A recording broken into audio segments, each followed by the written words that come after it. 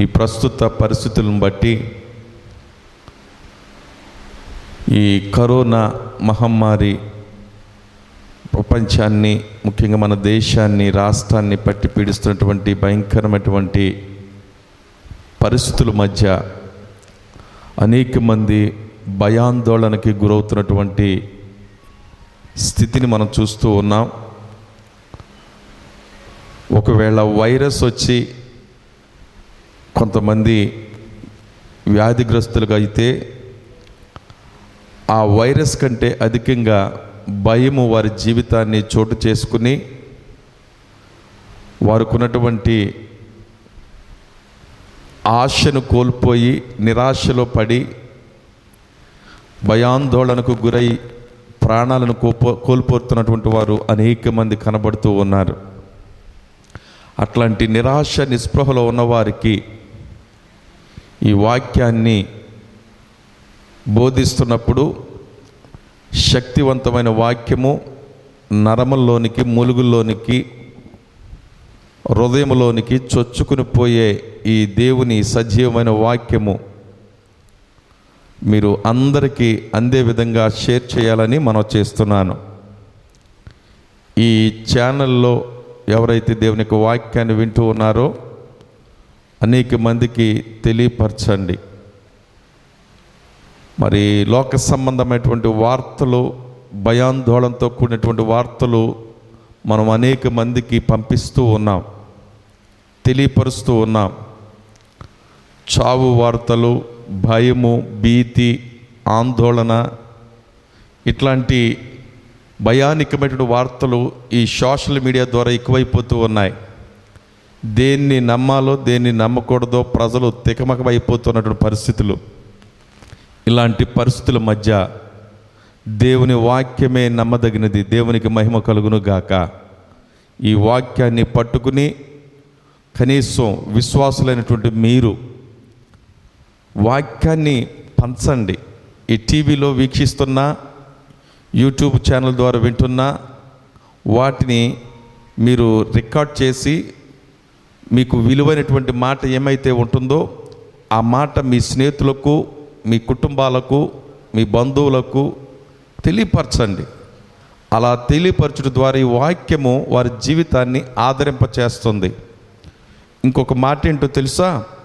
ఒకవేళ మరణ పడక మీద ఉన్నటువంటి రోగులు ఎవరైనా ఉన్నట్లయితే ఈ వాక్యాన్ని వినుట ద్వారా వారికి స్వస్థత, విడుదల కూడా పొందడానికి అనేక అవకాశాలు ఉన్నాయి.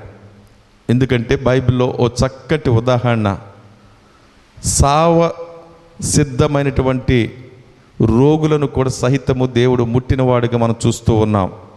దేవునికి సమస్తము సాధ్యమే.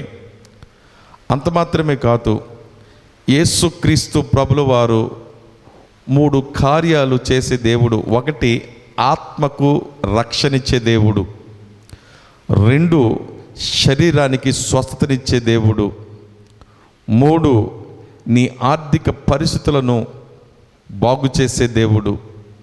అంటే నీ జీవితానికి విలువైనవి 3: ఆత్మరక్షణ, శరీర స్వస్థత, నీ ఆర్థిక స్థితిగతులు. ఈ 3 మానవ జీవితానికి అత్యంత ప్రధానమైనవి. కాబట్టి అత్యంత విలువైనటువంటిది ఆత్మరక్షణ. అందుకనే సిలువ మీద వేలాడినటువంటి దొంగ అతడు బ్రతకడానికంటే దేవుని నిత్యత్వంలో ఉండడానికి ఇష్టపడ్డాడు. అందుకనే ఆత్మరక్షణ అత్యంత విలువైనది. దయచేసి అనేక మందికి ఆత్మరక్షణ పొంది నిత్య జీవితంలో అడుగు పెట్టడానికి ఈ వాక్యాన్ని మీరు పంచాలని, మీ వంతుగా ప్రకటన చేయాలని మనం చేస్తూ ఈరోజు ఏర్పాటు చేయబడిన వాక్యంలోకి మనం వెళదాం. మనందరికీ తెలిసినటువంటి ఓ ప్రాముఖ్యమైనటువంటి విలువైన వాక్యము, సండే స్కూలు జీవితం నుంచి కూడా చిన్న చిన్న పిల్లలుగా ఎక్కువగా చదువుకున్నటువంటి కథ, మంచి సమరయుడు. మంచి సమరయుడు, గుడ్ సమరిటన్. గుడ్ సమరిటన్ అనే ఓ చక్కటి ఉపమానము నుండి, అనగా స్వయంగా ఆ యొక్క ఉపమానములో ఉన్నటువంటి సత్యాలు ఈ కరోనా దినాల్లో భయానకమైనటువంటి పరిస్థితుల మధ్య యేసు ప్రభు చెప్పినటువంటి ఈ ఉపమానం నుండి కొన్ని ప్రాముఖ్యమైనటువంటి సత్యాలను మన జీవితంలో నేర్చుకోవడానికి సమయాన్ని కేటాయిద్దాం. దయచేసి మీ దృష్టిని వాక్యంపై మళ్లించాలని మనవి చేస్తూ మరి చిన్న ప్రార్థన చేసి వాక్యంలోకి మనం వెళదాం. దయచేసి తల్ల వంచండి, ప్రార్థనలోకి భవించండి. సర్వోన్నతుడా, మహోన్నతుడా, నీకు స్తోత్రములు తండ్రి. ఈరోజు నీ వాక్యమును విత్తుచూ ఉంటుండగా అనేక మంది జీవితాలకు ఓ వెలుగుమయంగా మీరు చేయమని, దీవెనకరంగా మీరు ఉంచమని యేసయ్య నామమున ప్రార్థించి ఈ వాక్యమనే విత్తనాన్ని విత్తుచున్నాను తండ్రి, ఆమేన్. దయచేసి యేసుక్రీస్తు ప్రభుల వారు మరి ప్రకటించిన, బోధించిన ఉపమానాల్లో అనేక ఉపమానాలు ఉన్నాయి. అందులో ఒక ఉపమానము నేడు ప్రపంచాన్ని ప్రభావితం చేసి అనేక మంది జీవితాలకు, మతాలకు అతీతంగా, దేశాలకు అతీతంగా, డిపార్ట్మెంట్లకు అతీతంగా కూడా ప్రభావితం చూపించినటువంటి ఓ విలువైనటువంటి ఉపమానము మంచి సమరయుడు అనే ఉపమానం ద్వారా యేసుక్రీస్తు ప్రభుల వారు తన ప్రేమను ఏ విధంగా సమాజం పట్ల వ్యక్తపరచాలని తెలియపరిచాడో అందునే మనం స్పష్టంగా చూస్తాము. దయచేసి లూకా సువార్త 10వ అధ్యాయము 30వ వచనం నుండి 37వ వచనం వరకు ఆ ఉపమానంలో ఉన్న ప్రాముఖ్యతను మనం చదువుకుందాం. అందుకు యేసు ఇట్లనెను, ఒక మనుషుడు యెరూషలేము నుండి యెరికో పట్టణమునకు దిగి వెళ్ళుచు దొంగల చేతిలో చిక్కెను. వారు అతని బట్టలు దోచుకొని అతనిని కొట్టి కొర ప్రాణముతో విడిచిపోయిరి. అప్పుడొక యజమానుడు ఆ త్రోవన వెళ్ళుట తటస్థించెను. అతడు అతనిని చూచి ప్రక్కగా పోయెను. అలాగుననే లేవీయుడొకడు ఆ చోటికి వచ్చి చూచి ప్రక్కగా పోయెను. అయితే ఒక సమరయుడు ప్రయాణమైపోవచ్చు అతడు పడియున్న చోటికి వచ్చి అతనిని చూచి అతని మీద జాలిపడి దగ్గరకు పోయి నూనెయు ద్రాక్షారసమును పోసి అతని గాయములను కట్టి తన వాహనం మీద ఎక్కించి ఒక పూటకోళ్ళ వాని ఇంటికి తీసుకుని పోయి అతని పరామర్శించెను. మరునాడతడు 2 దేనారములు తీసి ఆ పూటకోళ్ళ వానికి ఇచ్చి, ఇతని పరామర్శించుము, నీవింకేమైనా ఖర్చు చేసిన ఎడల నేను మరలా వచ్చినప్పుడు అది నీకు తీర్చెదనని అతనితో చెప్పి పోయెను. కాగా దొంగల చేతిలో చిక్కిన వారికి ఈ ముగ్గురిలో ఎవడు పొరుగువాడాయనని నీకు తోచుచున్నది అని యేసు అడుగగా అతడు అతని మీద జాలిపడిన వాడే అనెను. అందుకు యేసు, నీవును వెళ్ళి అలాగున చేయమని అతనితో చెప్పెను. దేవుడు తన పరిశుద్ధ వాక్యము దీవించును గాక. ఆమేన్. ప్రియ సహోదరి సహోదరులారా, ఈ వాక్యాన్ని వీక్షిస్తున్నటువంటి ప్రతి పెద్దలకు, చిన్నలకు, యవనస్తులకు, ప్రతి ఒక్కరికి కూడా ఓ ప్రత్యేకమైనటువంటి మనవి. వాక్యాన్ని మధ్యలో మీరు ఆపి వెళ్ళిపోవడం మంచిది కాదు. జాగ్రత్తగా వాక్యాన్ని స్పష్టంగా, పూర్తిగా చివరి వరకు కూడా మీరు వినాలని మనం చేస్తూ ఉన్నాను. ఈరోజు ఈ యొక్క వాక్యాన్ని మనం పరిశీలించినప్పుడైతే స్పష్టంగా మాట్లాడుతున్నటువంటి ప్రాముఖ్యమైనటువంటి అంశం ఏంటంటే, నిన్ను వలె నీ పొరుగువానిని ప్రేమించు. Love your neighbour as yourself. నీ పొరుగువానిని ప్రేమించు అన్న ప్రధానమైనటువంటి అంశాన్ని యేసుక్రీస్తు ప్రభుల వారు లోకానికి ప్రకటించడానికి తన శిష్యులకు, సంఘానికి, సమాజానికి తెలియపరుస్తున్నటువంటి ప్రాముఖ్యమైనటువంటి అంశం. దీని సందర్భాన్ని మనం జాగ్రత్తగా విశ్లేషించినట్లయితే, ఒకరోజు యేసుక్రీస్తు ప్రభుల వారి యొద్దకు ఓ వ్యక్తి వచ్చాడు. ఆ వ్యక్తి సామాన్యుడు కాదు. ఆ వ్యక్తి ఎవరు అని మనం చూస్తే ఈ 10వ అధ్యాయమే 25వ వచనంలో రాయబడింది. ధర్మశాస్త్రోపదేశకుడొకడు అని రాయబడింది. అంటే ధర్మశాస్త్రాన్ని పట్టించి బోధించేవాడు, ఓ చక్కటి జ్ఞానవంతుడు వచ్చి యేసుక్రీస్తు ప్రభుల వారిని అడుగుచూ ఉన్నాడు ప్రశ్న. ఆ ప్రశ్న ఎట్లా ఉంటుందంటే, యేసు ప్రభువును శోధించడానికి అడుగుతున్నాడట. ఈనాడు చాలామంది యేసుక్రీస్తు ప్రభుల వారిని శోధించే ప్రశ్నలు ఎక్కువైపోతూ ఉన్నాయి. క్రైస్తవ్యాన్ని శోధించే ప్రశ్నలు ఎక్కువైపోతూ ఉన్నాయి. ఈనాడు చాలామంది శోధిస్తూ ఉన్నారు. మీ దేవుడే ప్రేమామయుడైతే ఎందుకు ఈ కరోనా వైరస్? మీ దేవుడే ప్రార్థన ఆలకించువాడైతే ఎందుకు ఈ జబ్బు పోవడం లేదు, ఈ తెగులు ఆగడం లేదు? ఇట్లాంటి ప్రశ్నలు ఎందుకు అడుగుతున్నారనంటే, క్రైస్తవ్యాన్ని దుయ్యబట్టడానికి, చులకన చేయడానికి, దాన్ని శోధించడానికి ప్రయత్నిస్తున్నటువంటి ప్రయత్నాల్లో ఒక భాగంగా ఈ ప్రశ్న అడగడం జరుగుతుంది. ఇక్కడ కూడా ఒకడు వచ్చాడు, శోధించడానికి యేసుక్రీస్తు ప్రభుల వారిని అడుగుచూ ఉన్నాడు.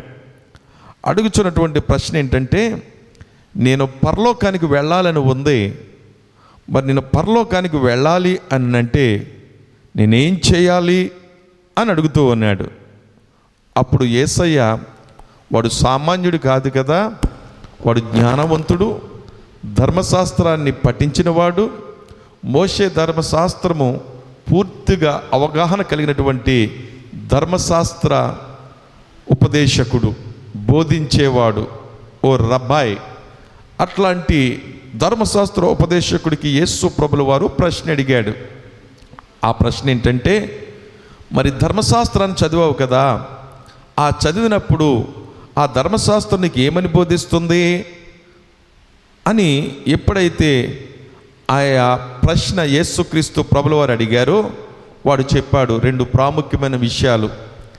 ఆ ధర్మశాస్త్రంలో మొట్టమొదటిది, నీ పూర్ణ హృదయముతో, నీ పూర్ణ మనస్సుతో, నీ పూర్ణ ఆత్మతో, నీ పూర్ణ వివేకముతో దేవుణ్ణి ఆరాధించాలి, ప్రేమించాలి అని చెప్పాడు.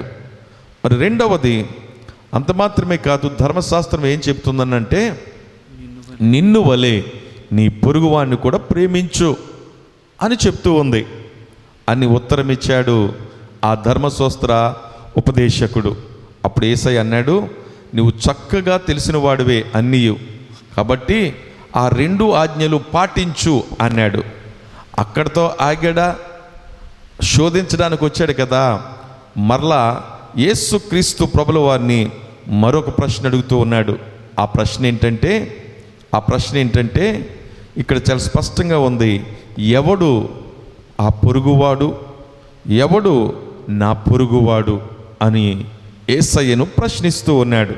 ప్రియులారా, ఈరోజు చాలామంది జవాబు కొరకు నిజంగా వాస్తవమైనటువంటి హృదయంతో యేసయ్య దగ్గరికి వచ్చి, ప్రభువా నాకు ఇది అర్థం కావడం లేదు అని అంటే, దేవుని యొక్క సన్నిధిలో తప్పక దేవుని వాక్యానికి సమాధానం ఉంది, నీ ప్రశ్నకు సమాధానం ఉంది.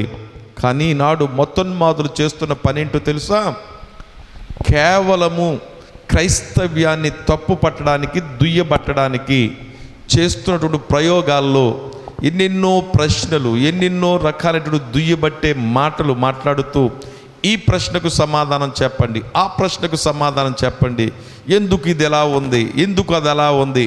నిజంగా వాస్తవముగా ఆ ప్రశ్న, దాని జవాబు నీకు అర్థం కాకపోతే, నీకు బోధించినప్పుడు తప్పక అది అవలంబించి నేర్చుకుని నీ జీవితాన్ని సరి చేసుకోవడానికి ఇష్టపడతాడు.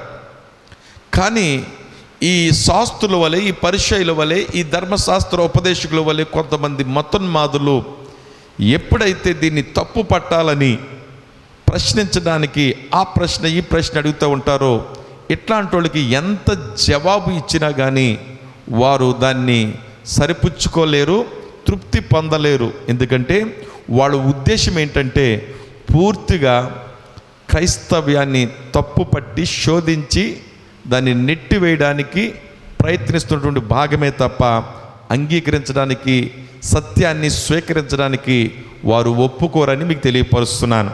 అయితే ఏది ఏమైనా ప్రియులారా, యేసుక్రీస్తు ప్రభుల వారు ఓ ప్రాముఖ్యమైనటువంటి సత్యాన్ని ఈ వ్యక్తి అడిగిన ప్రశ్నకు జవాబిస్తూ నీకు నాకు ఈరోజు ఓ విలువైన సందేశాన్ని బోధిస్తూ ఉన్నాడు. అదేంటంటే, నీ పొరుగువాడు ఎవరు, నా పొరుగువాడు ఎవరు, నువ్వు చెప్పిన ఉపమానంలో, వాక్యములో, ధర్మశాస్త్రంలో నా పొరుగువాడు ఎవడు అని అడిగినప్పుడు యేసయ్య ఆ పొరుగువాడు ఎవడో అన్న దాని గురించి ఓ చక్కటి ఉపమానం 30వ వచనం నుండి 37వ వచనం వరకు వివరించాడు. ఈ కథలో ఉన్నటువంటి సత్యాలేంటో మనం తెలుసుకోవడానికి ఇష్టపడదాం. మొట్టమొదటిగా మనం చూస్తున్నట్లయితే ఈ యొక్క మంచి సమరయుడు అనే ఈ కథలో, ఈ ఉపమానంలో మొదటిది ప్రాముఖ్యమైనటువంటి అంశం ఏమిటి అని మనం చూస్తే, మొట్టమొదటి పాఠం నేర్చుకోవాల్సింది ఏంటంటే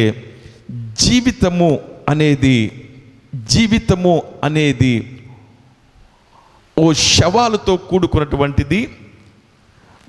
జీవితము అనేది ఓ శవాలతో కూడుకున్నటువంటిది. అంత మాత్రమే కాదు, ఓ యాత్ర వంటిది, ఓ ప్రయాణం వంటిది ఈ లోకములో తెలుసుకోవాలా. ఇది ఎక్కడ మనం చూస్తామనంటే 30వ వచనంలో మనం చూస్తూ ఉంటాం. అక్కడ రాయబడినటువంటి ఒక మాట ఏంటంటే, యెరూషలేములో ఉన్నటువంటి ఒక నివాసి యెరికో అనే ప్రాంతానికి ప్రయాణిస్తూ ఉన్నాడు, దిగిపోతూ వెళుతూ ఉన్నాడు. అంటే ఇక్కడ మనకి చాలామంది బోధకులు బోధించేది ఏంటంటే, యెరూషలేము ఎత్తైన ప్రాంతము, యెరికో దిగునున్న ప్రాంతము అని చాలా రకాలైనటువంటి చక్కటి బోధనలు, వర్ణన మనకు ఉంది. కానీ దాని గురించి నేను మాట్లాడదలుచుకోలేదు. ఇప్పుడు ఏంటంటే, జీవితము ఓ శవాలతో కూడుకున్నది, జీవితము ఓ ప్రయాణంతో కూడుకున్నది. Life is full of challenges and also life is just like A journey on the planet of the earth. ఈ భూమి మీద మనిషి యొక్క జీవితము ఓ యాత్ర వంటిది, లేదా ఇంకో మాట ఏంటంటే శవాలతో కూడుకున్నటువంటిది అని మీకు తెలియపరుస్తున్నాను. జీవితం అంటే సాఫీగా వెళ్ళిపోయేది కాదు. ఇది మొదటి సత్యము సమాజం తెలుసుకోవాలా. ఇక్కడ యెరూషలేము నుండి యెరికోకి దిగి వస్తున్నటువంటి ప్రయాణాన్ని మనం చూస్తూ ఉన్నాం. ఈ ప్రయాణం ఎలాగుంటుందంటే, దిగువ స్థానానికి అనగా ఓ లోయలాంటి స్థానము. ఇది సమాంతరంగా ఉన్నటువంటిది కాదు. జీవితము ఎప్పుడు కూడా సమాంతరంగా వెళ్ళేది కాదు. జీవితము అనేది ఓ పూల పాన్పు వంటిది కాదు. దానికి పల్లాలు ఉంటాయి, ఎత్తులు ఉంటాయి, లోతులు ఉంటాయి, గొప్పులు, గోతులు, వీటన్నిటిని ఎదుర్కోవడమే జీవితంలో ఓ భాగము అని మీకు తెలియపరుస్తూ ఉన్నాను. ఈ యేసుక్రీస్తు ప్రభుల వారు బోధిస్తున్నటువంటి బోధనలో ఈ వ్యక్తి ఓ ప్రయాణం చేస్తూ ఉన్నాడు. ఈ ప్రయాణంలో దిగువ స్థానానికి వెళ్ళే లోయ కనపడుతుంది, రాళ్ళు కనపడుతున్నాయి, గొప్పులు కనపడుతూ ఉన్నాయి. అంత మాత్రమే కాదు, ఆ జీవితంలో ఓ భయంకరమైన శవాలను ఎదుర్కొంటూ ఉంటాడు. ఎవరయ్యా అని అంటే వాళ్ళు దొంగలు. అక్కడ రాయబడినటువంటి మాట స్పష్టంగా ఉంటుంది, వాడు దొంగల చేతిలో పడ్డాడట. ఎప్పుడైతే అంటే ఆ మార్గము యెరూషలేము నుండి యెరికోకి వెళ్ళే ఈ మార్గాన్ని భౌగోళికంగా మనం దాన్ని పరిశీలన చేసి కొంచెం దాన్ని స్టడీ చేయగలిగితే, ఆ ప్రాంతంలో ఎక్కువ మంది దొంగలు నివసిస్తూ ఉండేవారట. ప్రయాణికులను దోచుకోవడానికి వాళ్ళు ఆ లోయలో కానీ ఆ ప్రక్కనే ఆ యొక్క మార్గములో ఆ యొక్క దాక్కుని వచ్చేవారిని దాడి చేసి ఓ భయంకరమైనటువంటి గాయాలు చేసి ఆ ప్రయాణికుల దగ్గర దోచుకుని వెళ్ళిపోతున్నటువంటి ఓ భయానకమైనటువంటి ప్రాంతం అది, మార్గం అది. అయితే అందుకనే నీకు చెప్పాను నేను, జీవితము ఓ ప్రయాణం వంటిది, ఆ ప్రయాణము శవాలతో కూడుకున్నటువంటిది. ఇక్కడ కూడా ఇతడు ప్రయాణిస్తూ ఉన్నాడు. ఈ ప్రయాణంలో ఓ భయంకరమైనటువంటి శవాలను ఎదుర్కొంటూ ఉంటాడు. ఆ జీవితంలో సామాన్యంగా వెళ్ళిపోయే జీవితము కాదు. ఈరోజు మన జీవితంలో కూడా నేర్చుకోవాల్సిన మొదటి పాఠం ఏంటంటే, మన జీవితము అనేది లోకంలో ఓ ప్రయాణంతో కూడుకున్నది. ఇది ఒక యాత్ర వంటిది. నువ్వు 50 సంవత్సరాలు, 60 సంవత్సరాలు, 70 సంవత్సరాలు, ఎన్ని సంవత్సరాలు మనం జీవిస్తాము ఈ భూమి మీద, ఈ జీవించినంత కాలము ఇది ఒక యాత్ర వంటిది అని మీకు తెలియపరుస్తూ ఉన్నాను. రెండవది, ఈ జీవిత యాత్రలో మనం వెళుతున్నప్పుడు చాలా శవాలతో కూడుకోబడినటువంటి జీవితం ఇది. మన జీవితము తెగుళ్ళు, రోగాలు, కరువులు, ఇబ్బందులు, నిందలు, అవమానాలు, జగడాలు ఇవన్నీ కూడా మన మీదకి జీవితంలో ఎదురవుతూ ఉంటాయి. కాబట్టి జీవితము ఓ ప్రయాణం అయితే, ఆ ప్రయాణంలో ఇట్లాంటి శవాలు లాంటి ఒడిదుడుకులు ఎదుర్కోవాల్సిన వారమై ఉంటున్నాం. ఈరోజు ప్రస్తుత మన జీవిత ప్రయాణములు ఎదుర్కొంటుంది కరోనా వైరస్. ఓ కరోనా వైరస్, ఇట్లాగనే కొన్ని శవాలు, ఓ ప్రక్క ఆర్థిక మాంద్యం, ఓ ప్రక్క చూస్తుంటుంటే కరువులు, ఓ ప్రక్క చూస్తుంటుంటే ఎంత బాధాకరం అంటే చాలా దారుణమైనటువంటి మరణాలు మనం చూస్తూ ఉన్నాం, వ్యాధులు మనం చూస్తున్నాం, తెగుళ్ళు మనం చూస్తూ ఉన్నాం. ఈ జీవితము ఓ భయానకంగా మారిపోతున్న పరిస్థితులు ప్రస్తుత ప్రపంచంలో మనం చూస్తున్నటువంటి పరిస్థితి. వీటిని చూస్తున్నప్పుడు దేవుని బిడ్డలారా, బైబిల్ చెప్తుంది జీవితము ఓ ప్రయాణం అయితే ఆ ప్రయాణంలో ఇట్లాంటి శవాలు ఎదురవుతాయని మనం తెలుసుకోవాలా. రెండవది, ఈ కథ నుండి లేక ఈ ఉపమానం నుంచి యేసయ్య బోధిస్తున్నటువంటిది రెండవ పాఠం ఏంటయ్యా అని మనం చూస్తే, ఇక్కడ ఈ జీవిత ప్రయాణములో ఇట్లాంటి శవాళ్ళు, ఇట్లాంటి యాత్రలో ఇట్లాంటి భయంకరమైనటువంటి ఒత్తిళ్ళు, శవాళ్ళు, అపాయాలు మనం ఎదుర్కొంటున్నప్పుడు జీవితంలో భయపడడానికి తావులేదు. జీవితంలో ధైర్యము కావాలా. ఈ ఉపమానంలో ధైర్యము అనే పాఠాన్ని కూడా మనం చూడగలుగుతాం. ఎక్కడ అని మనం చూస్తే చూడండి, ఇక్కడ 33వ వచనాన్ని మనం చదివినట్లయితే, చదవండి దయచేసి. అయితే ఒక సమరయుడు ప్రయాణమైపోవచ్చు అతడు పడి ఉన్న చోటికి వచ్చి చాలండి. ఇదే మాట ఈ 33వ వచనంలో సమరయుడు అనే మాట ఎందుకు రాయబడిందనంటే, సమరయుడు అనేవాడు యూదుడికి అంటరానివాడు, తక్కువ స్థానంలో ఉన్నవాడు. యూదుడు ఉన్నతమైన వాడు.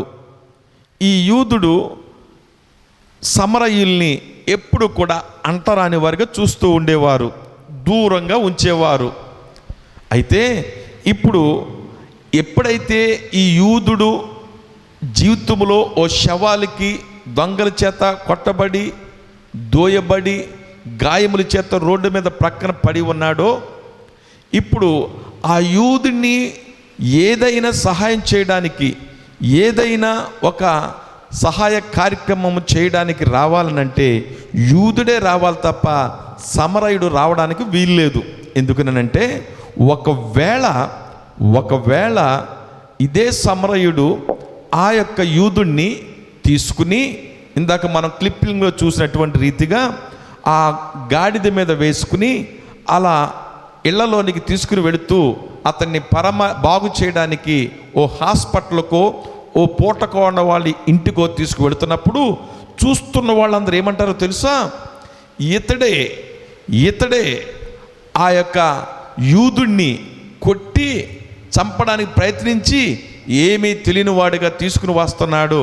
ముందు వీడు సమరయుడు గనుక, వీడికిని మనకి పడదు గనుక ముందు వీడిని పట్టుకుని వీడిని శిక్షించండ్రా అనే సమాజంలో ఆ సమరయులు బ్రతుకుతూ ఉన్నారు.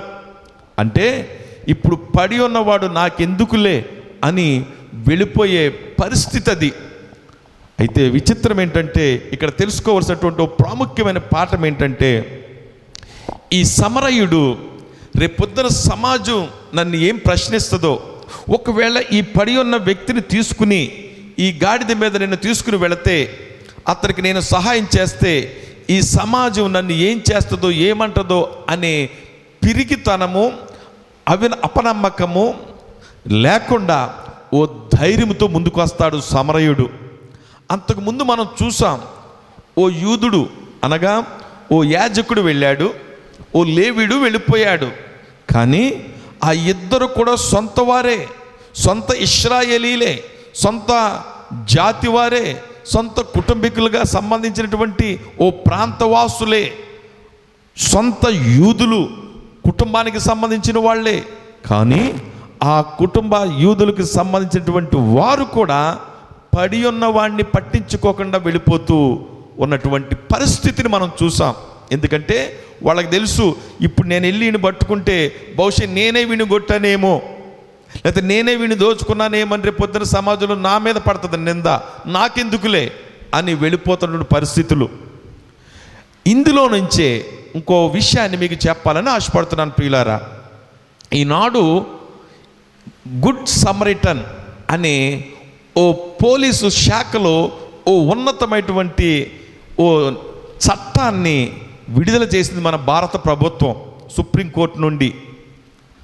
ఈ గుడ్ సమరిటన్ అనే ఈ 33వ వచనాన్ని ఆధారం చేసుకుని ఓ అద్భుతమైనటువంటి న్యాయ చట్టం కూడా వచ్చింది మన దేశంలోనికి, ప్రపంచంలోనికి వచ్చింది, మన దేశంలో కూడా వచ్చింది. ఎలా అనంటే, ఎప్పుడైనా ఏదైనా రోడ్డు మీద ప్రమాదాలు జరుగుతున్నప్పుడు, ఆ ప్రమాదాలకు యాక్సిడెంట్లు గురైనప్పుడు, పూర్వం ఈ చట్టం రాకముందు ఏం జరిగిందంటే, నాకెందుకులే ఆ రోడ్డు మీద పడిపోయిన వాడు ఎవడో మనకెందుకు, ఇప్పుడు నేను అక్కడికి వెళ్ళానంటే ఆ వ్యక్తికి సహాయం చేస్తే ఆ ప్రమాదంలో ఆ రోడ్డు మీద పడిన వ్యక్తిని పట్టుకుని ఏదైనా హాస్పిటల్కో ఏదైనా పోలీస్ స్టేషన్కో లేకపోతే ఎవరికైనా సహాయం చేయడానికి ఫోన్ చేస్తే ఆ పట్టుకుని సహాయం చేసి ఫోన్ చేసే వ్యక్తిని ముందు ప్రశ్నించే పరిస్థితులు ఆ దినాల్లో ఎదుర్కొనేవాళ్ళం. అట్లాంటి పరిస్థితుల మధ్య సుమారుగా ఇలా పట్టించుకోకుండా చనిపోతున్నటువంటి వారి సంఖ్య ప్రమాదాల్లో సంవత్సరానికి కొన్ని లక్షల మంది యాక్సిడెంట్ల ద్వారా చనిపోతూ ఉన్నారట. ఇది మన భారతదేశపు ఇన్వెస్టిగేషన్లో ఈ యొక్క రిపోర్ట్ రావడం జరిగింది. ఈ ప్రమాదాలకు గురైపోయి ఈ రోడ్డు మీద చనిపోతూ పట్టించుకోకుండా చనిపోతున్నటువంటి వారి యొక్క సంఖ్య కొన్ని లక్షల మంది, సుమారుగా 2-3 లక్షల మంది సంవత్సరానికి ఉంటారట దేశవ్యాప్తంగా. అందుకని ఈ రోడ్డు మీద పడిపోయి ప్రమాదంలో చనిపోతున్న వారికి కనీసం ఎవరైనా ఆ పడినటువంటి స్పాట్లో నిర్ణీత సమయంలో ఎవరైనా ముందుకొచ్చి ఆ వ్యక్తిని బాగు చేస్తే, ఆ వ్యక్తిని ఎవరైనా సహాయపడితే, క్షమించండి బాగు చేయడం కాదు, సహాయం చేసి కనీసము ఆ పడినటువంటి వ్యక్తిని, కొరప్రాణంతో కొట్టుకున్నటువంటి వ్యక్తిని పట్టుకుని మోసుకుని ఏదైనా హాస్పిటల్కో లేక 108కో లేకపోతే ఎక్కడికైనా ఒక వాహనం మీద ఎక్కించుకుని ఫస్ట్ ఎయిడ్ చేయించడానికో ఏదైనా ఒక వ్యక్తి ముందుకు వచ్చి బాగు చేస్తున్నట్లయితే ఇంతమంది చనిపోయి ఉండేవారు కాదు అని మన యొక్క దేశంలో సుప్రీంకోర్టే ఆలోచించి ఓ తీర్పునిచ్చి ఓ చట్టాన్ని చేసి ఓ అద్భుతమైనటువంటి ఆ చట్టం పేరే గుడ్ సమరిటన్ లా అని కూడా మన దేశంలో పెట్టడం జరిగింది. ఈ గుడ్ సమరిటన్ లా అనే దాంట్లో ముఖ్య ఉద్దేశం ఏంటో తెలుసా? జాగ్రత్తగా ఆలోచించండి. ఒక వ్యక్తి ఎప్పుడైనా ప్రమాదవశాత్తు పడిపోయి రోడ్డు మీద కొరప్రాణంతో కొట్టుకుంటున్నట్లయితే ఆ రోడ్డు పోతున్నటువంటి వ్యక్తులు ఎవరైనప్పుడు కూడా, ఏ వ్యక్తి అయినప్పుడు కూడా ఆ వ్యక్తిని పట్టుకుని చేయగలిగిన సహాయంతో హాస్పిటల్కో లేక అంబులెన్స్కో లేక అతను వాహనం మీద వెక్కించుకునో ఏదో విధంగా అతను సహాయం చేయగలిగితే ఆ వ్యక్తి బ్రతకగలుగుతాడు. కనుక అట్లాంటి సహాయం చేసిన వ్యక్తుల మీద ఎటువంటి కేసులు, ఎటువంటి నేరారోపణ చేయకూడదు అని ప్రభుత్వం, సుప్రీంకోర్టు మనకు ఒక ఆర్డర్ జారీ చేసింది. ఈ లా రావడం వల్లంట గంటకి 17 యాక్సిడెంట్ కేసులు భారతదేశంలో జరుగుతూ ఉంటాయట.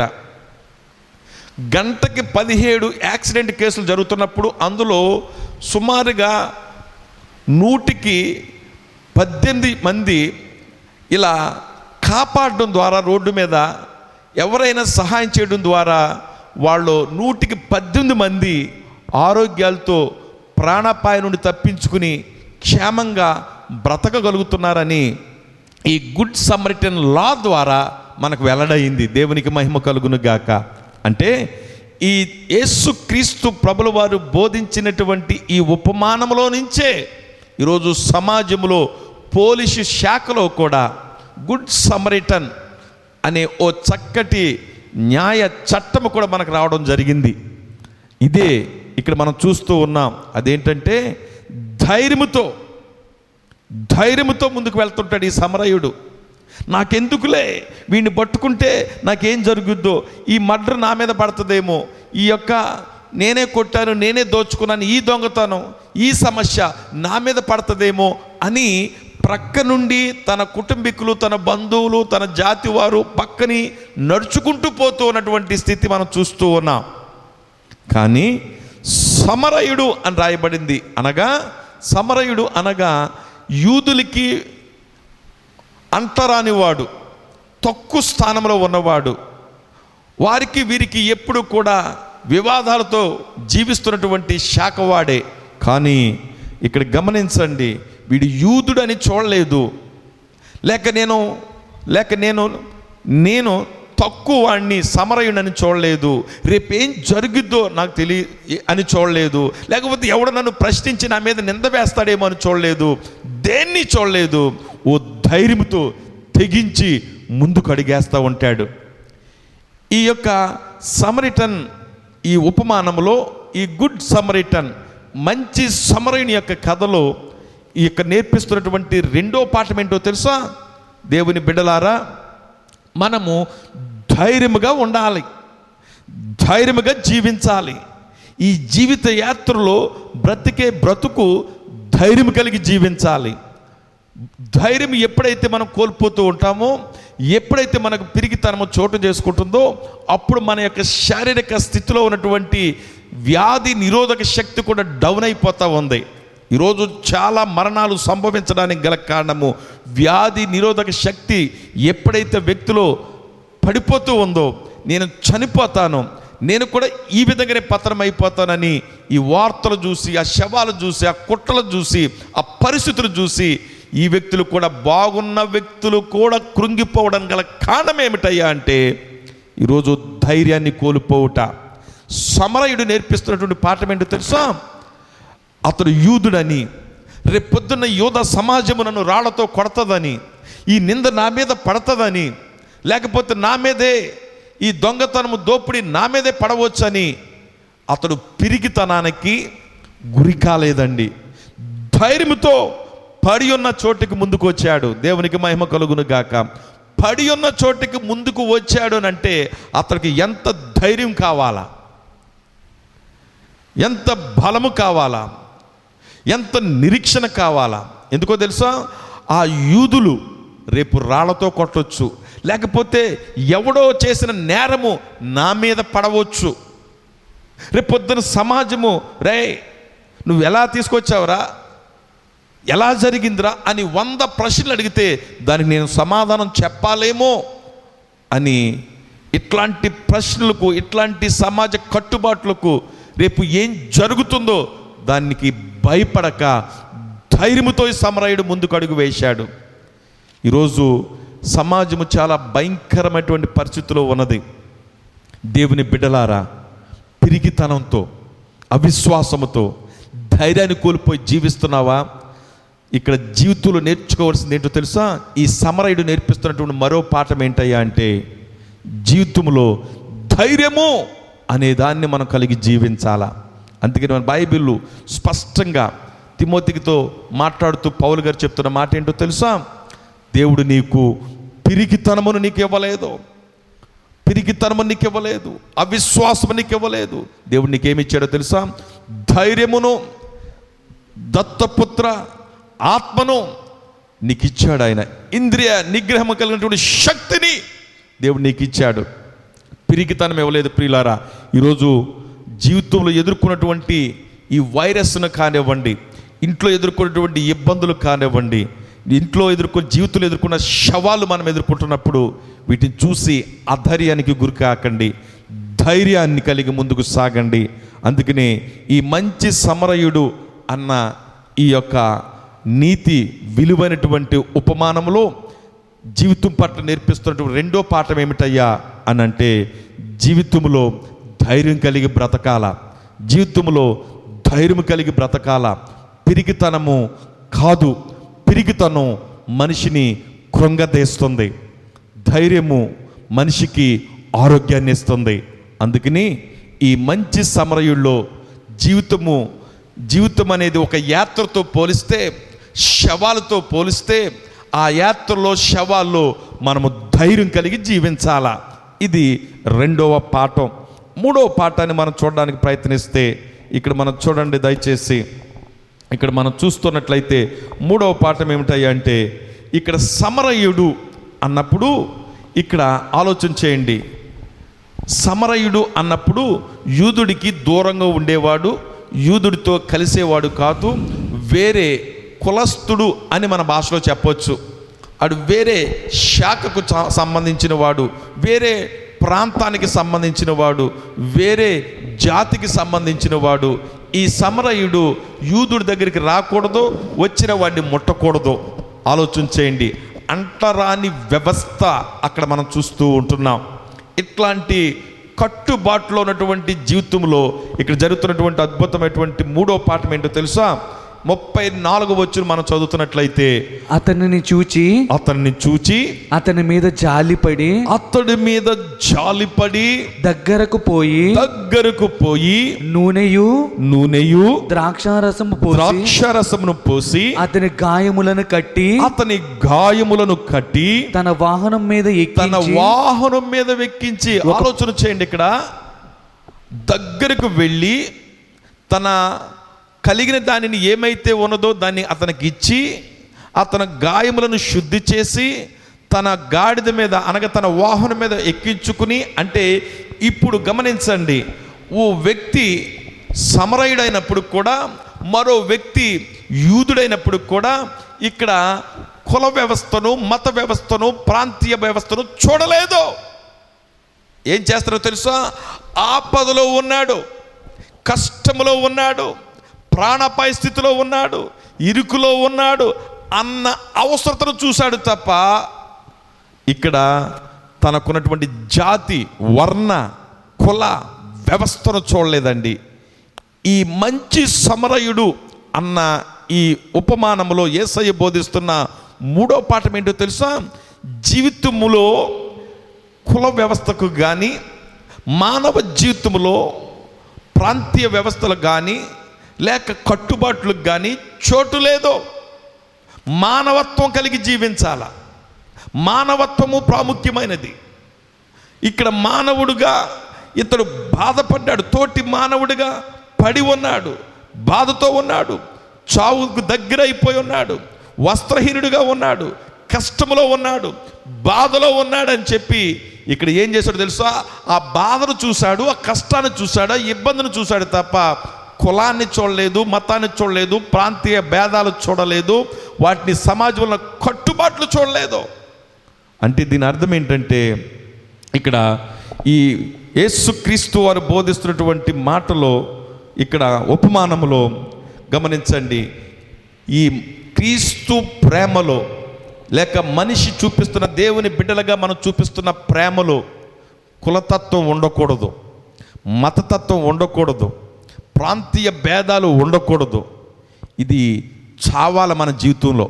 ఈరోజు సంఘంలో, కుటుంబాల్లో, సమాజంలో కరోనా వైరస్ కంటే ఘోరంగా పెరిగిపోతుంది కుల వ్యవస్థ. ఈరోజు చూడండి, రాజకీయ వ్యవస్థలు చూస్తుంటుంటే ఒకడు రాజు అంటాడు, ఒకడు రెడ్డి అంటాడు, ఒకడు చౌదరి అంటాడు, ఒకడు కాపు అంటున్నాడు, ఒకడు దళితుడు అంటున్నాడు. ఎంత దుర్మార్గ కుల వ్యవస్థ ఈ సమాజంలో పట్టి పీడిస్తుందో చూడండి. యేసుక్రీస్తు వారు బోధిస్తున్నటువంటి బోధనలో మూడో పాఠం ఏంటో తెలుసా? కులానికి చోటు లేదు, మతానికి చోటు లేదు, ప్రాంతీయ భేదాలకు చోటు లేదు.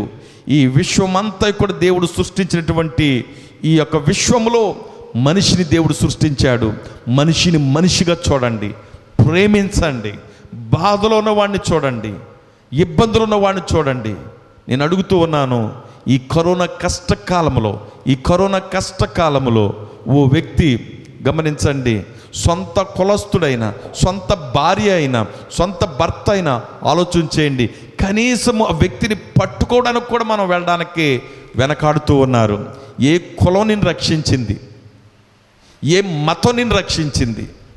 ఈరోజు మనిషి జీవితంలో స్వార్థం పెచ్చిరేగిపోయి, గమనించండి, మనిషి పట్టించుకోలేకుండా ఈరోజు ఎంత దుర్మార్గంగా ఉందో సమాజం. ఇంకో మాట మీకు తెలియపరుస్తున్నాను, ఈ మధ్యకాలంలో జరుగుతున్నటువంటి ఈ కరోనా కష్టకాలంలో ఓ భయంకరమైన దోపిడీలు కూడా జరుగుతూ ఉన్నాయి. అదేంటో తెలుసా? నిన్ననే ఓ న్యూస్ నేను చూస్తూ ఉన్నాను. అనేక మంది కరోనా పేషెంట్లు లైన్లో చనిపోయినటువంటి శవాలు ఉంటుంటేనట, ఆ శవాల మీద ఉన్నటువంటి బంగారపు వస్తువులు కూడా మటుమాయం చేసి అది దోచుకుంటున్నారని ఓ భయంకరమైన వార్త మన సమాజంలో చూస్తూ ఉంటున్నాం. ఓ ప్రక్క చనిపోయారని గొళ్ళుని ఏడుస్తూ ఉంటుంటే, ఆ చనిపోయిన శవాలకు ఏమైతే బంగారం ఉందో ఆ బంగారాన్ని దోచుకుంటున్నారట అక్కడ ఉన్న వాళ్ళు. ఎంత దుర్మార్గమో చూడండి, ఆలోచన చేయండి. ఈరోజు మనకి సమాజంలో ఎంత కసాయితనంగా, అయ్యో ఈ వ్యక్తి చనిపోయాడు, అయ్యో ఈ వ్యక్తి చనిపోతుంది, ఈ కుటుంబం ఎంత వేదనలో ఉంది, భర్త భార్యలు ఒక గంట వ్యవధిలో ప్రాణాన్ని పోతుంటుంటే అయ్యో ఈ కుటుంబం ఎంత వేదనతో ఉంటుంది, ఈ పిల్లలు ఎంత ఘోరంగా ఉంటారో, ఈ వస్తువు పట్టుకులకు అప్పగిద్దామన్నటువంటి కనీసం మానవత్వం లేనటువంటి జాతి ఎంత కఠోరంగా కషాయంగా జీవిస్తుంది ఈ సమాజం. ఆలోచన చేయండి. ఓ సామాన్యుడు పొందుకోలేని ట్రీట్మెంట్ ఈరోజు, ఓ సామాన్యంగా 300-400 రూపాయలకు రావాల్సిన ఇంజెక్షన్ ఈరోజు వేలు లక్షలు బ్లాక్ మార్కెట్ అయిపోతూ ఉంది. ఆలోచన చేయండి.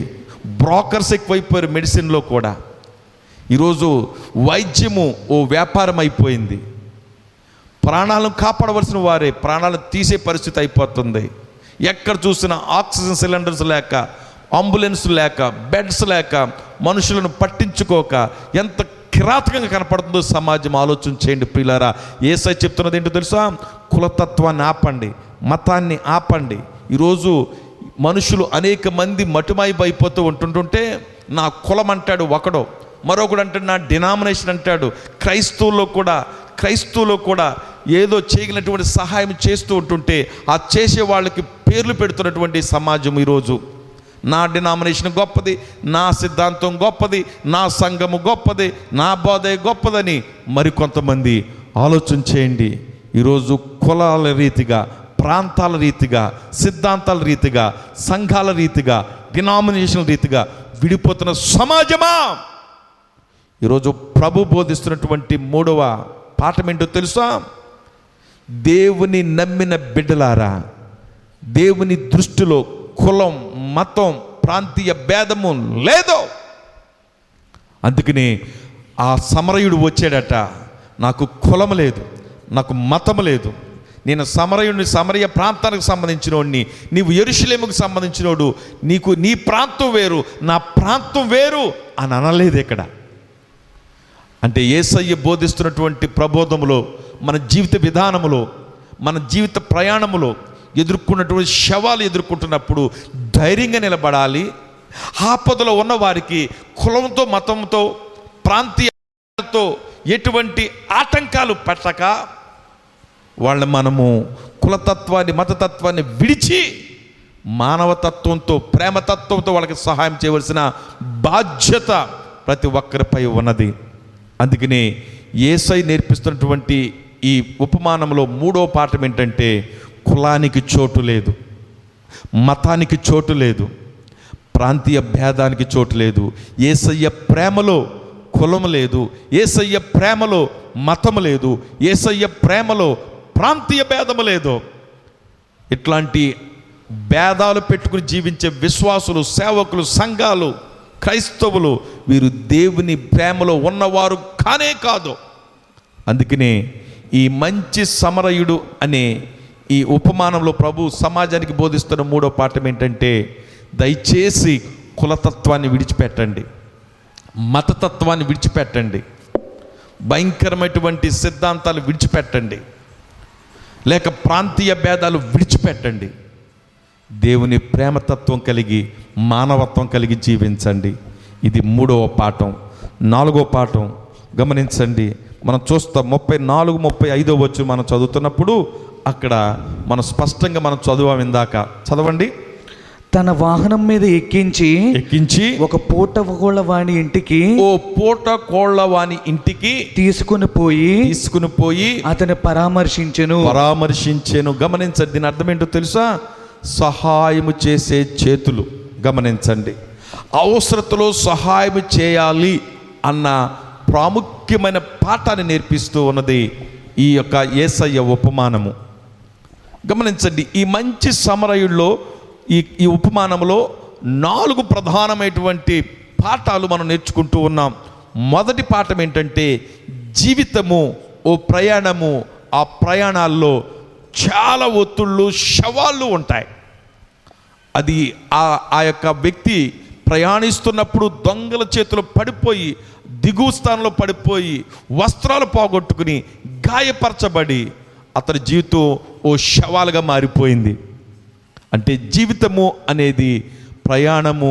ఆ ప్రయాణములో అనేక శవాళ్ళు మనం ఎదుర్కోవాలా. 2, ఆ జీవితంలో ఇట్లాంటి శవాళ్ళు మనం ఎదుర్కొంటున్నప్పుడు మనకి మానవునిగా ధైర్యం కలిగి జీవించాలా. శవాలు మనం ఎదుర్కొంటున్నప్పుడు, పరిస్థితులు ఎదురవుతున్నప్పుడు, అవి మనకి ప్రతికూలంగా కనబడుతున్నప్పుడు పిరిగితనంతో ఉండకూడదు, ధైర్యంతో జీవించాలా. ధైర్యంతో మనం ఎదుర్కోవాలా. 3వది, అతడు గమనించండి, జీవితంలో మనిషికి ప్రేమతత్వము తప్ప కులతత్వము లేదు, మతతత్వము లేదు, ప్రాంతీయ భేదము లేదు. వీటిని యేసుక్రీస్తు ప్రేమలో కొట్టివేయబడాలా. 4వది, ఆపదలో ఉన్నవాడికి, కష్టంలో ఉన్నవాడికి సహాయం చేసే తత్వం కలిగి జీవించాలా. నేను అడుగుతున్నాను సంగమా, ఈరోజు ఎంతమంది స్వార్థంగా బ్రతుకుతున్నారో చూడండి. ఓ ప్రక్క సమాజంలో మనము ఆరోగ్యంగానే ఉన్నాం దేవుని కృపను బట్టి. ఇళ్లలో చక్కగానే మంచిగానే తిని చక్కగా మన విశ్రాంతి తీసుకుంటూ ఉన్నాం. నేను అడుగుతూ ఉన్నాను, ఆక్సిజన్ లేక, బెడ్స్ లేక, కొంతమందికి ఆహారం లేక, కొంతమందికి మందులు లేక ఎంతో బాధతో బరువుతో ఉన్నారు. మన సమాజంలో పోలీసు శాఖ వారు కానీ, లేక నర్సులు కానీ, డాక్టర్స్ కానీ, మున్సిపల్ వర్కర్స్ కానీ, అనేక మంది వాలంటీర్స్ కానీ రోడ్డు మీద పడి ఎంతో ఫ్రంట్ లైన్ వారియర్స్గా ప్రాణాలకు తెగించి వాళ్ళు సేవలు అందిస్తున్నారు. నేను అడుగుతూ ఉన్నాను, దేవుని సంఘము, దేవుని బిడ్డలు అవసరతలో ఉన్నవారికి ఏమైనా సహాయం చేయడానికి ముందుకు రాగలుగుతున్నావా? ఈరోజు సహాయం చేయడానికి ముందుకు వస్తున్న వారిని శోధిస్తున్నాం. వేళాకొలాలు, వెక్కిరింతలు, లేనిపోయిన నిందలు పెడుతున్నటువంటి సమాజంగా మనం చూస్తూ ఉన్నాం. ఒక ఆయన ముందుకు వచ్చి చక్కగా క్రైస్తవుల పక్షమున సహాయం చేస్తుంటుంటే ఆయనకు వ్యతిరేకమైనటువంటి శక్తులు ఎక్కువైపోతూ ఉన్నాయి. ఈరోజు ఎవరైనా వచ్చి మనం సహాయం చేయడానికి ముందుకు వస్తుంటుంటే ఈ కష్టకాలంలో కూడా వేళాకాలాల వెక్కిరింతలకు ఈడిక ఇప్పుడు సహాయం చేస్తాడా అని లెక్కలేనటువంటి అవమానంతో కూడినటువంటి మాటలు మాట్లాడుతూ నిందలతో ఉంటున్నారు. ఇది స్వార్థపూరితమైనది. సంగమా, ఇట్లాంటి కష్టములో ఉన్నప్పుడు, దేశము కష్టములో ఉంది, రాష్ట్రము కష్టములో ఉంది, ప్రజలు మన తోటివారు కష్టములో ఉన్నారు. ఇప్పుడు మనం ఏం చేయాలో తెలుసా? సంఘముగా, దేవుని బిడ్డగా, దేవుని సేవకునిగా నేను ఈ వాక్యమును బట్టి మీకు హెచ్చరిస్తున్నాను, ప్రకటిస్తూ ఉన్నాను. చేయగలిగిన సహాయము చేయి. తర్వాత రేపొద్దున నీకు జీవితం ఉండదు. నువ్వు చేయాలనుకుని నీ వల్ల కాదు. ఈరోజు సమాజంలో నీకు దేవుడు ఏమైతే చేయగలిగినటువంటి సామర్థ్యం ఇచ్చాడో, ఏమి చేయాలని నువ్వు ఆశిస్తున్నావో, నీ తోటివాడికి ఒక ఆహారం పెట్టాలా, ఓ పూట భోజనం పెట్టాలా, ఓ వస్త్రం ఇవ్వాలా, లేకపోతే ఈ సమయంలో ఒక ట్యాబ్లెట్కే కలిగినటువంటి రూపాయిని ఇవ్వాలా, లేక ఓ మాస్కే కొని ఇవ్వాలనుకుంటున్నావా? నీవు ఆపదలో ఉన్నవారికి, పేద స్థితిలో ఉన్నవారికి, ఇబ్బందులో ఉన్నవారికి చేయగల సహాయం ఈ సమయంలో మనం చేయాలి. దేశానికి మన సహాయం అవసరం, రాష్ట్రానికి మన సహాయం అవసరం, మన ప్రాంతానికి మన సహాయం అవసరం. నా తోటి ప్రక్కన బాధపడుతున్న నా తోటి పొరుగువానికి, నా స్నేహితుడికి నా సహాయం అవసరం. ఈరోజు సంఘము స్పందించాలి, విశ్వాసులు స్పందించాలి, సేవకులు స్పందించాలి. స్వార్థాన్ని విడిచిపెట్టి ఈ కష్టకాలంలో సహాయం చేయడానికి ముందుకు రావాలి. ఇక్కడ చూడండి, ఇక్కడ 34 వచనం మరలా మనం చదువుకుందాం. అవసరతలో ఉన్నవానికి ఎలా సహాయం చేశాడో చూడండి. 34 వచనం, 35 వచనం. అతనిని చూచి వెళ్ళిపోలేదండి, చూశాడు. ఇప్పుడు చూస్తూ ఉన్నాడు పరిస్థితి. నువ్వు కూడా చూస్తూ ఉన్న ప్రియ సహోదరి సహోదరుడా, వింటున్నావు, చూస్తున్నావు టీవీ ఛానల్ ద్వారా అనేక రకాలైనటువంటి పరిస్థితులు మనం చూస్తూ, కళ్ళారా మనం చూస్తూ ఉన్నాం. ఇక్కడ చూస్తూ ఉండి వెళ్ళిపోయినటువంటి గుంపులాగా ఉంటావా, లేక చూస్తూ ఓ సమరయుడు ఏం చేశాడు? అక్కడ అతని మీద జాలిపడి అంటే జాలి అనే మాటకు అర్థం ఏంటో తెలుసా? కనికరము, ప్రేమ, compassion, love, concern towards the person who is wounded and lying down at a wrong side of the road. Road ప్రక్కన పడిపోయినటువంటి ఆ గాయములతో, బాధతో పడి ఉన్నవాడి పక్షాన నేను, నాకెందుకులే, వాడు మనకి శత్రువులే, వాడు మనకి బ్రతుకున్నప్పుడు, ఆరోగ్యంగా ఉన్నప్పుడు వాడు చేసింది ఏంటో తెలుసా? నా మీద, సమరయుల మీద కత్తి కట్టాడు, వీడికి నేను ఎందుకు చేయాలే అని చూడలేదు సుమా. వాళ్ళ మతోన్మాదులైనా, వాళ్ళు నీ కులం కాకపోయినా, నీ మతం కాకపోయినా, నీ ప్రాంతవాసులు కాకపోయినా నేర్పిస్తున్న పాఠం ఏంటో తెలుసా? అవస్థలో ఉన్నటువంటి వ్యక్తికి నువ్వు ఎప్పుడైతే సహాయం చేస్తావో, సహాయం కలిగిన చేతులు కలిగి నువ్వు జీవిస్తావో, అది క్రీస్తుకు కలిగిన గుణం. అందుకే నీకు సమరయుడు, నేను సమరయుడని చూడలేదు, లేక వాడు యూదుడు అని చూడలేదు, బాధలో ఉన్నాడని చూశాడు. ఆ బాధలో ఉన్నటువంటి మానవత్వాన్ని, క్రీస్తు ప్రేమతత్వాన్ని ఎలా చాటాడో తెలుసా? చూశాడు, వెళ్ళిపోలేదు, క్రియారూపంలో చేయడానికి ముందుకు వచ్చాడు. అందుకని మదర్ తెరీసా అంటది కదా, ప్రార్థించే పెదవుల కంటేనట సహాయం చేసే చేతులు మిన్న అన్న మాట మనం వింటూ ఉంటాం. ఈరోజు ప్రార్థిస్తున్నాం, మంచిదే. రోగుల కొరకు ప్రార్థిస్తున్నాం, రాష్ట్రం కొరకు ప్రార్థిస్తున్నాం, దేశం కొరకు ప్రార్థిస్తున్నాం, మంచిదే. కానీ యేసయ్య ప్రార్థన మాత్రమే కాదు, సమయం వచ్చినప్పుడు ఆహారంతో బాధపడుతూ, ఆహారం లేక బాధపడుతున్న వారికి, వాళ్ళకి క్రియారూపంలో ఆహారాన్ని పెట్టాడు. సమాజంలో అనారోగ్యాలతో కృంగిపోతున్న వారికి వాళ్ళ అవసరతను తీర్చగలిగాడు. నేను అడుగుతున్నాను సంగమా, ప్రార్థన చేస్తానని అంటున్నావు, మంచిదే. కానీ క్రియారూపములో నీ తోటి వానికి ఇబ్బందులో, ఇరుకులో, అనేక మంది నలిగిపోతున్నటువంటి పరిస్థితుల మధ్య నువ్వు సహాయం చేయడానికి ముందుకు వస్తావా? అవసరతలో ఉన్న వారికి సహాయం చేయి. ఈ జీవితంలో దేవుడు నాకిచ్చిన అరుదైన అవకాశం ఇది. చనిపోయిన తర్వాత నీ ఆస్తిని కూడా రాదు సుమా. నువ్వు సంపాదించిన ధనము, బంగారము, వెండి రాదు సుమా. ఈరోజు మనం చూస్తూ ఉన్నాం, మూట కట్టి గోతులు పెడుతుంటుంటే కనీసం భర్త రావడం లేదు, భార్య రావడం లేదు. పరిస్థితి ఎంత దుర్మార్గంగా మారిపోయిందో. తల్లి జాడ పిల్లకి లేదు, పిల్ల జాడ తల్లికి లేదు. బ్రతుకున్నంత కాలములో దేవుడు నీకు ఇచ్చిన ఈ ఆయుష్లో దేవుని ప్రేమ కలిగి, దేవుడు మనకిచ్చిన ప్రేమతత్వంతో, ఆ ప్రేమతో తోటి సహోదరుడికి, బాధలో ఉన్నవారికి, గాయాలతో ఉన్నవారికి, ఈరోజు గాయాలతో బాధపడుతున్న వారు ఎవరో తెలుసా? కరోనా వైరస్తో బాధపడుతూ ఉన్నారు. అనేక మంది వ్యాధిగ్రస్తులై మంచాన పడి ఆక్సిజన్ లేక కొట్టుబిట్లాడుతున్నటువంటి సమాజంతో మనం చూస్తూ ఉన్నాం. ఇట్లాంటి పరిస్థితుల్లో నీ వంతుగా సహాయం చేయి. ఇక్కడ ఎల్ఎల్ఎం చర్చ్ నుంచి మేము కూడా సహాయం చేయాలని ఇష్టపడుతూ ఉన్నాం. రండి.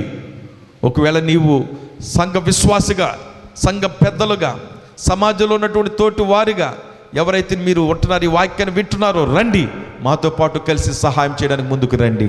మనం కలిసి ఈ కష్టకాలంలో మన రాష్ట్రం కొరకు, మన ప్రాంతవాసుల కొరకు, మన తోటి సహోదరుల కొరకు సహాయపడదాం. ఇదే యేసయ్య బోధిస్తున్న ప్రేమ. ఈ ప్రేమను అనేక మందికి చాటుదాం. జీవితము శవాలతో కూడుకున్నది. జీవితము ఓ ప్రయాణం వంటిది. జీవితము ధైర్యం కలిగి ఎదుర్కోవాలి తప్ప పిరిగితనంతో కాదు. జీవితము కులతత్వానికి, మతతత్వానికి, ప్రాంతీయ భేదాలకి ముడిపెట్టకూడదు సుమా. జీవితాన్ని ఆపదలో ఉన్న వారికి సహాయం ఇచ్చడానికి ఖర్చు పెట్టు. ఇది యేసయ్య బోధిస్తున్నటువంటి బోధ. ఈరోజు ఈ బోధను స్వీకరించి, అవును నిజమే, నేను పిరిగితనంతో ఉన్నాను అన్నవారు ధైర్యము తెచ్చుకుని, జీవితము అనంటే ఓ ప్రయాణము వంటిది అని తెలుసుకుని, శవాలతో కూడుకున్నదని గుర్తెరిగి, అధైర్యము చెందక ధైర్యము కలిగి, దేవుని కొరకు, దేవుని ప్రేమ కలిగి, కులతత్వాన్ని, మతతత్వాన్ని, ఈర్ష్యలు, విమర్శలు, పగలు, ద్వేషాలు విడిచిపెట్టి ఈరోజు ప్రేమతత్వం కలిగి క్రీస్తు కొరకు నిలవబడి, దేవుని రాజ్యము కొరకు నిలవబడుతూ, నీకు ఇచ్చిన జీవితంలో, నాకు ఇచ్చిన జీవితంలో కష్టంలో ఉన్నటువంటి మన తోటి సహోదరులకు సహాయపడదాం. దేవుడిచ్చినటువంటి ఈ ప్రేమను వెదజల్లుదాం. ప్రేమ గురించి గమనించండి. ఒక మాట ఉంటుంది, నీవు ప్రేమిస్తున్న వ్యక్తి పట్ల నీకు పిరిగితనం ఉండదట. ప్రేమిస్తున్నటువంటి వ్యక్తి పట్ల పిరిగితనం ఉండదట. చూడండి, అక్కడ రాయబడింది. మొదటి యోహాను పత్రిక 4వ అధ్యాయములో 16వ వచనంలో రాయబడుతుంది. 18వ వచనం చదువుతున్నట్లయితే, మొదటి యోహాను పత్రిక 4వ అధ్యాయము 18వ వచనంలో రాయబడింది, నో ఫియర్ ఇన్ లవ్. ప్రేమలో ఏముండదో తెలుసా? భయము ఉండదు. అంతేకాదు పరిపూర్ణమైన ప్రేమ భయమును వెళ్ళగొట్టును. దేవునికి మహిమ కలుగును గాక. ఈరోజు పరిపూర్ణమైన ప్రేమ నా యేసుక్రీస్తు ప్రభుల వారు చూపించారు. ఆ ప్రేమే నీలో, నాలో ఉన్నట్లయితే భయాన్ని వెళ్ళగొడుతుంది, ధైర్యానితో నింపుతుంది, ప్రతి విధమైనటువంటి శవాలను తట్టుకోగలుగుతుంది. నా యేసుక్రీస్తు వారి పట్ల నువ్వు ప్రేమ కలిగి, నా యేసయ్య చూపించిన ప్రేమను నువ్వు స్వీకరించి, ఇంకా ఎవరైనా ఆ ప్రేమలో జీవించలేకపోతే, పిరిగితనము, అవిశ్వాసములో జీవిస్తున్నట్లయితే, యేసుక్రీస్తు వారు ఆ ప్రేమ అయి ఉన్నాడు, ఆయనను స్వీకరించండి. ఇంకా బలహీనులు, రోగులు, క్రీస్తు నమ్మని వారు ఎవరైనా ఉన్నట్లయితే, ఆ ప్రేమ అయిన యేసుక్రీస్తు ప్రభువారు స్వీకరించండి. ఆయన నీకు ధైర్యాన్ని ఇవ్వబోతూ ఉన్నాడు, భయాన్ని తొలగిస్తాడు, పరిపూర్ణ ప్రేమను నీకు అందించబోతూ ఉన్నాడు. క్రీస్తు నమ్మినటువంటి బిడ్డలారా, మనము కూడా క్రీస్తు ప్రేమను కలిగి, తోటి సహోదరులు బాధలో ఉన్నారు, ఆ బాధలో ఉన్నటువంటి ప్రతి సహోదరుడికి చేయగలిగిన సహాయం మనం చేద్దాం. దేవుడు మనలందరినీ దీవించి క్రీస్తు ప్రేమతో నడిపించును గాక. ఆమేన్. తలలు వంచండి, ప్రార్థించుకుందాం. సర్వోన్నతుడా, మహోన్నతుడా, నీకు స్తోత్రాలు తండ్రి. ఈరోజు జీవితంలో అత్యంత విలువైంది నీ ప్రేమ. ఈ ప్రేమని కోల్పోయి కులానికి, మతానికి, ప్రాంతీయ భేదాలకు పెట్టి, తారతమ్యాలు పెట్టి, మతోన్మాదము, సిద్ధాంతాలు, సంఘ భేదాలు, ఇట్లాంటి అనేకమైనటువంటి వైరస్ కంటే ప్రమాదమైన శక్తులు పనిచేస్తూ ఉన్నాయ్యా. వాటిని యేసు నామములో వాటిని మేము లయపరుస్తున్నాను తండ్రి. ప్రతి క్రైస్తవ సంఘాలను, ప్రతి సంఘ విశ్వాసులను, మా సంఘ బిడ్డలను అయ్యా క్రీస్తు ప్రేమలో స్థిరపరచమని ప్రార్థిస్తూ, ఈ ప్రస్తుత కరోనా భయంకరమైనటువంటి పరిస్థితుల మధ్య ఈ యొక్క జీవిత యాత్రలో దొంగలు చేత ఎలాగైతే వాడు కొట్టబడ్డాడో, నెట్టబడ్డాడో, గాయపరచబడ్డాడో, ఈ కరోనా వైరస్ అనే దొంగ చేత అనేక మంది అయా రోగముతో అయ్యా పీడించబడుతున్నారయ్యా, గాయములతో పీడించబడుతున్నారయ్యా, చాలా మరణ పడకల మీద కొట్టిమిట్లాడుతున్నారయ్యా. యేసయ్యా, క్రీస్తు ప్రేమను వారి పట్ల చూపించడానికి సంఘాలను లేవనెత్తండి, విశ్వాసులు లేవనెత్తండి. ప్రతి ఒక్కరూ చేయగల సహాయము చేసి దేశాన్ని, రాష్ట్రాన్ని, మా పొరుగు వారైనటువంటి ప్రతి ఒక్కొక్క బిడ్డను అయ్యా నీ ప్రేమతో బ్రతికించుకోవడానికి మీరు సహాయమును దయచేయండి. లేవనెత్తండి నాయన. పిరిగితనం తొలగించండి, ధైర్యమును మాకు దయచేయండి. అనేక మంది బిడ్డలు పిరిగితనముతో జీవిస్తూ ఉన్నారు. పిరిగితనము యేసు నామములో లయపరుస్తున్నాను తండ్రి. అలాగే మా సంఘములో అయ్యా, సమాజంలో ఉన్న ప్రతి ఒక్కొక్కరి యొక్క క్షేమం కొరకు ప్రార్థిస్తున్నాను అయ్యా. అలాగే మరణ పడకల మీద బాధపడుతున్నటువంటి ప్రతి రోగుల కొరకు ప్రార్థిస్తున్నాను అయ్యా. ఇప్పుడే క్రీస్తు రక్తము చేత వారిని మీరు కడగండి, ప్రోక్షించండి, శుద్ధి చేయండి. సంపూర్ణమైనటువంటి స్వస్థత ఆరోగ్యం మాకు దయచేయండి, వారికి దయచేయండి. అలాగే ప్రభు కుటుంబాల్లో శాంతి లేని వారి కొరకు ప్రార్థిస్తున్నాను. భార్యాభర్తల మధ్య సమాధానము, శాంతిని మీరు దయచేయండి. పిల్లల మధ్య సమాధానము, శాంతిని వారికి దయచేయండి. అలాగే కరోనా వ్యాధి చేత బాధపడుతున్నటువంటి రోగుల కొరకు ప్రార్థిస్తున్నాను. యేసు నామములో వారిని మీరు ముట్టండి, స్వస్థపరచండి నాయన. ధైర్యమును వారికి దయచేయండి. అలాగే తండ్రి డాక్టర్స్ కొరకు, అలాగే నర్సెస్ కొరకు, అలాగే తండ్రి అక్కడ చేస్తున్నటువంటి ఆ యొక్క శానిటరీ వర్కర్స్ కొరకు ప్రతి ఒక్కరికి కూడా, అలాగే పోలీసు వారి కొరకు ప్రార్థిస్తున్నాం. ప్రతి ఒక్కరికి కూడా మీరు దీవించండి, మీరు కాపాడండి, భద్రపరచండి. ఈ సమయంలో, ఈ కష్టకాలంలో మీరే మీ ప్రేమతో మమ్మల్ని నింపి అయ్యా, క్రైస్తవ సంఘము నిద్రపోక ఈ సమయంలో తండ్రి ప్రక్కన సిలువను గూర్చిన వార్తను ప్రకటిస్తూ, మరో ప్రక్క క్రీస్తు ప్రేమను క్రియారూపంలో చూపిస్తూ తోటి పొరుగు వారికి, బాధలో ఉన్న వారికి సహాయపడే సంఘముగా లేవనెత్తమని ప్రార్థిస్తూ, ఈరోజు ఈ వాక్యమును విన్న ప్రతి బిడ్డలను మీరు ప్రేరేపించండి, దీవించండి, కాపాడండి. యేసు నామమున ప్రార్థించి దీవించి ఈ ప్రార్థనను ముగించుచున్నాను తండ్రి. ఆమేన్. యేసు రక్తమే జయం, సిలువ రక్తమే జయం. ప్రభు యేసు నామానికి మహిమ, అపవాది క్రియంతడుకు నాశనము. ప్రభు యేసు రక్తమునకు సంపూర్ణ విజయము కలుగునుగాక. ఆమేన్. మన తండ్రి అయిన దేవుని యొక్క ప్రేమయు, కుమారుడైన యేసు క్రీస్తు వారి యొక్క కృపయు, మరియు పరిశుద్ధాత్మ త్రియేక దేవుని యొక్క అన్యోన్య సహవాసమాదరణ సన్నిధి ఇక్కడ కూడిన మన ఎల్లరికును, ఏ బిడ్డలైతే వాక్యమును విని వీక్షించి ఉన్నారో కేవలం నామకార్థంగా వెళ్ళక ఈ వాక్యమును ప్రతి హృదయంలో స్థిరపరచుటలో ఆయన కృప సదా తోడై ఉండి నడిపించునుగాక. ఆమేన్.